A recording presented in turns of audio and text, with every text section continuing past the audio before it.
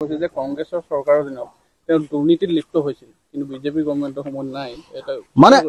এতিয়া যদি কংগ্ৰেছ চৰকাৰৰ দিনত তেওঁ দুৰ্নীতিত লিপ্ত হৈছিল তেতিয়াহ'লে তেওঁ লগে লগে এতিয়া জেললৈ যাব লাগে সবে কৈছে যে বিজেপি ৱাচিং মেচিনৰ যেটো কথা মানে একদম প্ৰথম কথা যদি দুৰ্নীতিত লিপ্ত হৈছিল তাৰমানে তেওঁ নিজে ক'লে যে কংগ্ৰেছ চৰকাৰৰ দিনত হিমন্ত বিশ্ব শৰ্মা জয়ন্ত মল্ল বৰুৱা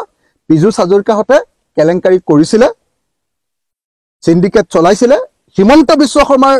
নেতৃত্বত চলা যে সিন্ডিকেট ৰাজ কংগ্ৰেছৰ দিনত চলি থকা সিন্ডিকেট ৰাজ তাৰে দ্বিতীয় সংস্কৰণ হল বিজেপিৰ দিনত চলি থকা এতিয়া দুৰ্নীতি আৰু সিন্ডিকেট ৰাজ এটো এবাৰ প্ৰমাণিত হল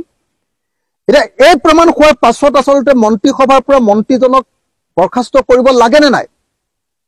কিন্তু কৰিব জানো নকৰে কাৰণ সেই মন্ত্ৰীজনৰ গুৰুজন হল আসল সিন্ডিকেট মাষ্টাৰজনে হল হিমন্ত বিশ্ব শৰ্মা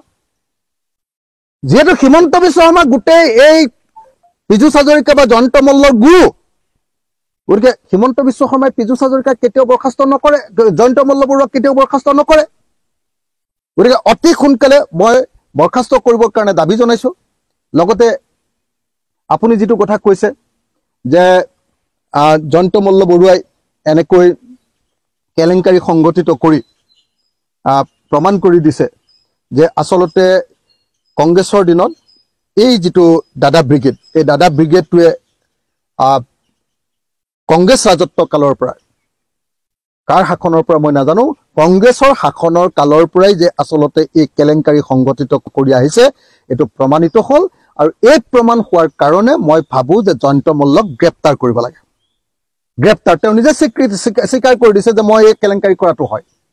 কেলেংকাৰী কৰা হয় বুলি কোৱাৰ পাছত ডেফিনেটলি এটা তদন্ত ঘোষণা হ'ব লাগে আৰু তেওঁ গ্ৰেপ্তাৰ কৰিব লাগে